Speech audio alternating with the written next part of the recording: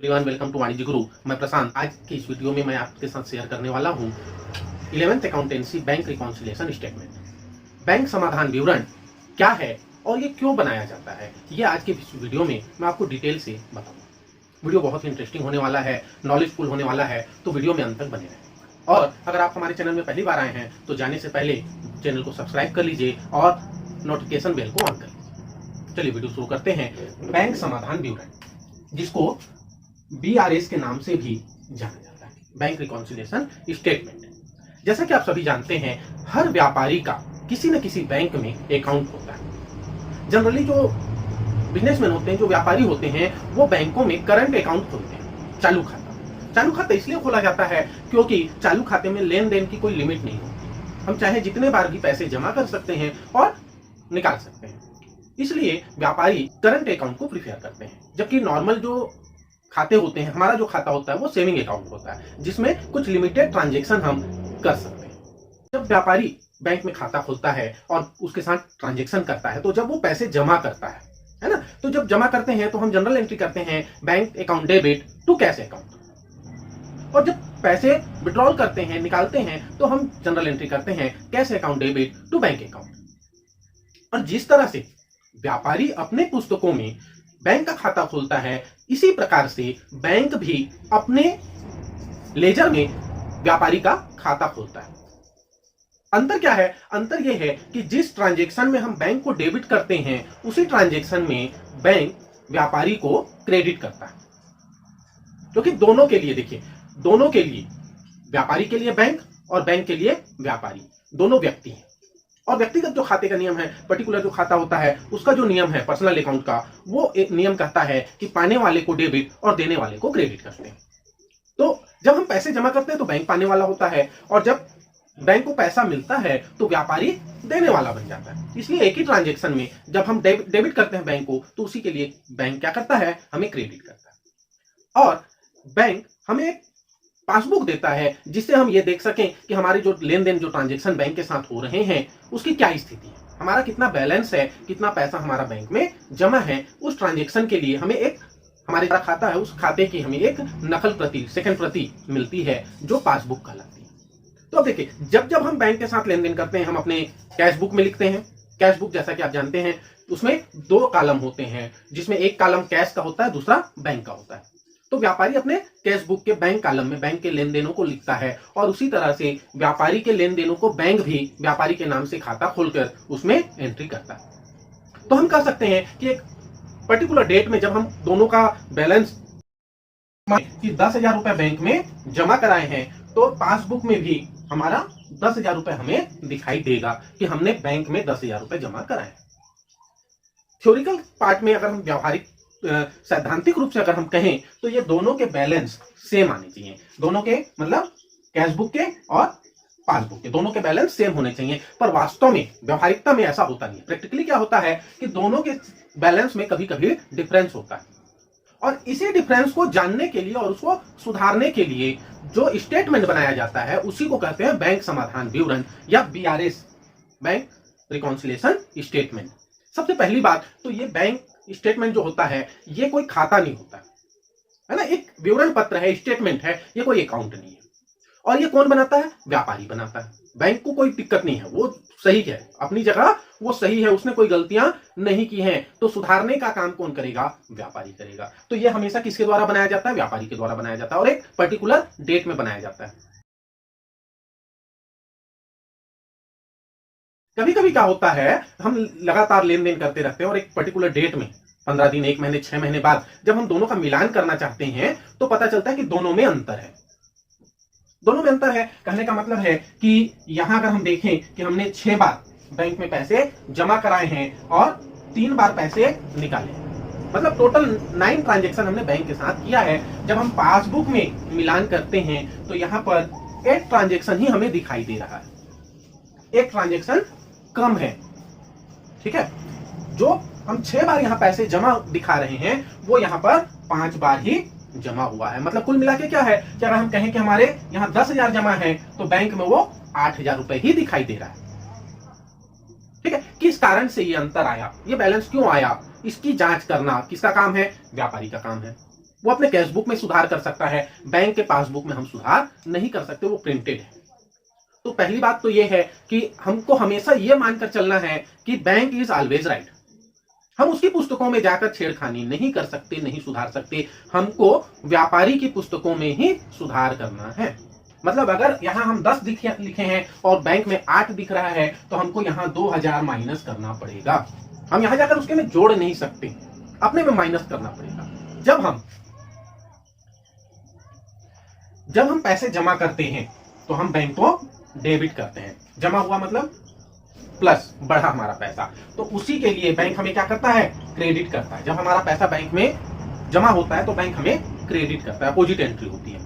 जब हम पैसे निकालते हैं तो हम बैंक खाते को क्रेडिट करते हैं, माइनस होता है। और पासबुक हमें डेबिट करता है तो माइनस होता है। मतलब कैश बुक में डेबिट का मतलब प्लस है, क्रेडिट का मतलब माइनस है। तो पासबुक में है ना, बैंक में सेम अपोजिट होता है, जस्ट अपोजिट होता है। क्रेडिट का मतलब प्लस है और डेबिट का मतलब माइनस। अब हम देखेंगे कि बैंक के पासबुक में और व्यापारी के कैश बुक में डिफरेंस क्यों आता है, दोनों के अमाउंट डिफर क्यों होते हैं, अलग अलग क्यों होते हैं, इसका कारण क्या होता है। कारण होता है, हम एक आपको एग्जांपल लेके समझाते हैं। होता क्या है, जब हमको किसी व्यक्ति से चेक मिलता है ना, हमको एक्स से चेक मिला, एक्स से हमें चेक प्राप्त हुआ, हमने डायरेक्ट उसकी एंट्री क्या कर दी, डायरेक्ट हमने उसकी एंट्री कर दी बैंक अकाउंट डेबिट 2x और चेक को बैंक में जमा करा दिया। या हमने कैश बुक के डेबिट साइड में लिख दिया 2x और अमाउंट लिख दिया बैंक कॉलम में। मतलब हमने ये मान लिया कि एक चेक की राशि हमारे खाते में जमा हो गई। लेकिन इस बीच में जो प्रोसेस होता है ना, एक बैंक का चेक दूसरे बैंक में जाता है, कलेक्शन में जाता है और उसमें कुछ समय लगता है। जरूरी नहीं है कि आज हम पैसा जमा कराए, चेक जमा कराए और वो कैश की तरह ही हमारे खाते में तुरंत डिपॉजिट हो जाए। कैश और चेक में ये अंतर होता है, कैश का पैसा तुरंत हमारे खाते में डिपॉजिट हो जाता है और चेक का पैसा तुरंत डिपॉजिट नहीं होता। उसमें टाइम लगता है, जो प्रोसेसिंग है उस प्रोसेसिंग में समय लगता है। और वो समय जितना लगेगा, अगर उससे पहले अगर हम दोनों का मैच करें, दोनों को मैच करें, मिलान करें, तो क्या होगा, कैश बुक में तो वो प्लस हो चुका है पर पासबुक में अभी तक वो प्लस नहीं हुआ है, कुछ भी नहीं हुआ है। पासबुक में अभी तक कुछ नहीं हुआ है, जीरो इफेक्ट है उसमें। क्योंकि बैंक को सपना नहीं आता है कि एक्स ने हमको चेक दिया। ठीक है, जब वो चेक का पैसा बैंक में जमा हो जाएगा ओरिजिनल कैश में, तब हमारी पासबुक में वो पैसा चढ़ेगा, तब वो अमाउंट हमारे खाते में जुड़ेगा। तब तक कैश बुक हमारा प्लस में रहेगा, पासबुक कम दिखाएगा। तो ऐसे केस में दोनों में क्या होता है, अंतर आता है। एक और एग्जांपल लेते हैं। दूसरा एग्जांपल है, आजकल डिजिटल जमाना है ना। कई बार क्या होते हैं कि हमारे कस्टमर डायरेक्ट हमारे अकाउंट में पैसे ट्रांसफर करा देते हैं, डिपॉजिट कर देते हैं, जो भी हमारे कस्टमर है। अब इससे क्या होता है, वो हमारे खाते में तो पैसे जमा हो जाते हैं, क्योंकि आज व्यापार जो है वो कई शहरों में फैला हुआ है। हमारा व्यापारी एक जगह रह के कई शहरों के व्यापारियों से लेन देन कर रहा है और उसके ग्राहक भी कई जगह के होते हैं। सबके सब आके उसको हाथ में इन कैश है ना दें, ये जरूरी नहीं। बहुत लोग क्या करते हैं, बैंक से ट्रांजेक्शन करते हैं, बैंक में पैसे उसके खाते में डिपॉजिट करा देते हैं, तो वो अमाउंट बैंक में तो जुड़ गया। शेड्यूल के कारण है ना, व्यापारी उस पर ध्यान नहीं दे पाता या व्यापारी को उसका कोई सूचना नहीं मिल पाती, और सूचना नहीं मिलने के कारण वो अपने कैश बुक में उसकी कोई एंट्री नहीं कर पाता। इस कारण से दोनों में क्या होता है, अंतर होता है। पासबुक में तो पैसे प्लस हो जाते हैं, जुड़ जाते हैं, पर यहां पर उसका कोई फर्क नहीं पड़ता, वो सेम रहता है। तो पासबुक में अमाउंट ज्यादा हो जाता है, कैश बुक में अमाउंट कम रहता है। दोनों का जब हम मिलान करते हैं तो दोनों का मिलान करते समय हम पाते हैं कि दोनों में अंतर आ गया। अब व्यापारी परेशान हो जाता है कि अंतर ये आखिर क्यों आया, क्यों इतना अंतर आ रहा है। तो फिर वो क्या करता है, पासबुक को निकालता है और अपने कैश बुक को निकालता है और ट्रांजेक्शन को लिखता है। डेबिट साइड में जितने ट्रांजेक्शन कैश बुक में, उनको टोटल कर लेता है और उसका मिलान करता है पासबुक के किस साइड से, क्रेडिट साइड से। क्या उतने ही ट्रांजेक्शन क्रेडिट साइड में भी हुए हैं? अगर हुए हैं तो कहीं कोई मिस्टेक नहीं है। फिर वो अपोजिट साइड, क्रेडिट साइड में जाता है, कैश बुक के क्रेडिट को मिलान करता है पासबुक के डेबिट से। दोनों विपरीत होते हैं, अपोजिट साइड होते हैं, तो दोनों का मिलान करता है। दोनों के मिलान से पता चलता है कि कहीं पर कोई मिस्टेक है, कोई ऐसा ट्रांजेक्शन हुआ है जो पासबुक में तो डेबिट हुआ, हमारे अकाउंट से पैसे कम हुए, पर कैश बुक में कोई कमी नहीं आई। जैसा कि आप भी जानते हैं, जो हम एटीएम यूज करते हैं, जो हमारे मोबाइल में मैसेज हमें बैंक से मिलता है अपने अकाउंट से रिलेटेड, उन सब के लिए बैंक कुछ चार्जेस काटती है। और ऐसे चार्जेस भी बैंक जो है हमसे कैश में नहीं लेती, हमको बुला के फोन करके बुला के हमसे पैसे नहीं मांगा जाता। क्या होता है, हमारे अकाउंट से पैसे डिडक्ट कर लिए जाते हैं, माइनस कर दिए जाते हैं। ऐसे अमाउंट जो हमारे खाते से कट जाते हैं, कभी कभी ये हमको कोई मैसेज नहीं मिलता, कोई सूचना नहीं मिल पाती, हम पासबुक में उसे माइनस नहीं किए होते हैं, जबकि कैश बुक में माइनस नहीं किए होते हैं, जबकि पासबुक में वो माइनस हो चुका होता है। तो इससे भी क्या होता है, दोनों में अंतर आ जाता है। तो ये होता है अंतर के कारण, और उसको किस तरह से हम खोजेंगे। चलिए, अंतर पता चल गया, हमने खोज लिया, अब उसको सुधारेंगे कैसे, उसका सुधार कैसे होगा।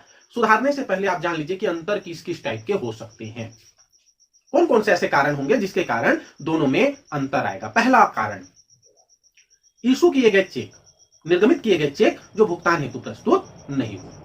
पहला रीजन है, होता क्या है, हमने मोहन को चेक दिया 10,000 रुपए का, हमने एंट्री कर दी Mohan debit to bank account, और हमने ये मान लिया कि हमारे अकाउंट से 10,000 रुपए कम हो गए, लेकिन उस चेक की वैलिडिटी 6 माह की है, और मोहन 2 माह बाद, 3 माह बाद, 6 माह के अंदर कभी भी पैसे निकालने बैंक जा सकता है। बैंक को इसकी कोई भनक नहीं लगेगी, कोई उसको सपना नहीं आएगा हमने मोहन को चेक दिया है। कब तक, जब तक कि मोहन जाकर बैंक से पैसा नहीं निकालता।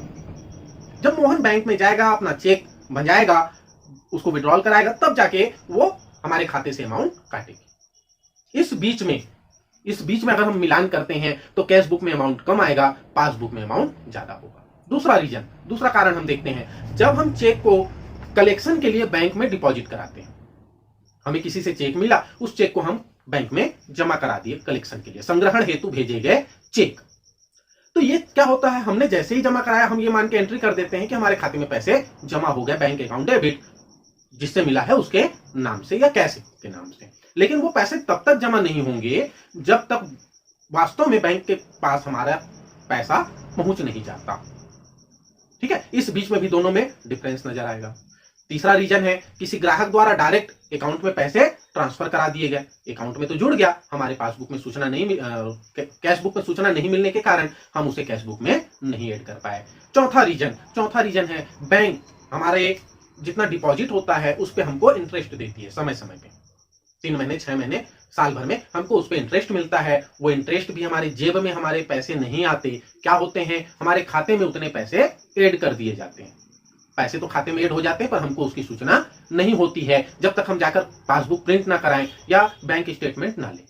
तो इस बीच में दोनों में डिफरेंस स्वाभाविक है, आएगा ही। अगला कारण है, जैसे वो बैंक हमारे जमा धन पर ब्याज देती है, वैसे ही हमारे लिए बैंक बहुत सारे काम भी करती है हमारी ओर से, और उनके लिए वो कुछ चार्जेस भी लगाती है। तो ऐसे चार्जेस वो हमारे खाते से डिडक्शन उसका हो जाता है, माइनस हो जाता है, और वो भी अंतर का एक कारण होगा।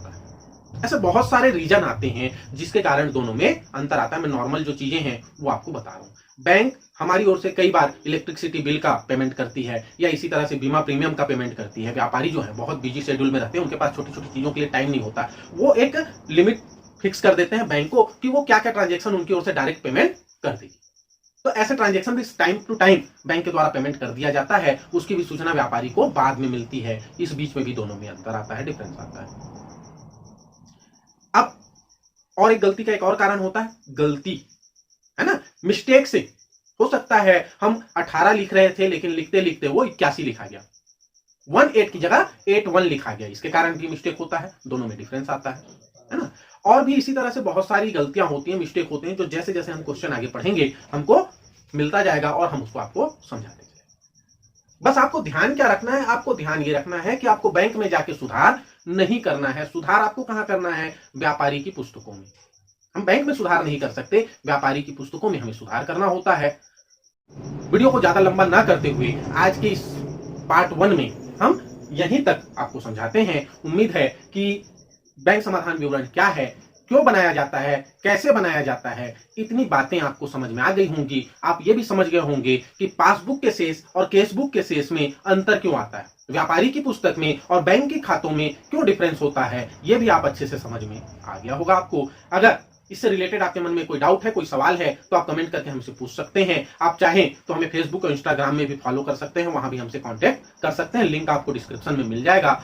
फिर से एक बार, अगर आप नए हैं चैनल को सब्सक्राइब कर लीजिए, बेल आइकन को प्रेस कर लीजिए, जिससे आपको नोटिफिकेशन समय पर मिल सके। वीडियो में अंत तक बने रहने के लिए आपका धन्यवाद। जय हिंद, जय भारत।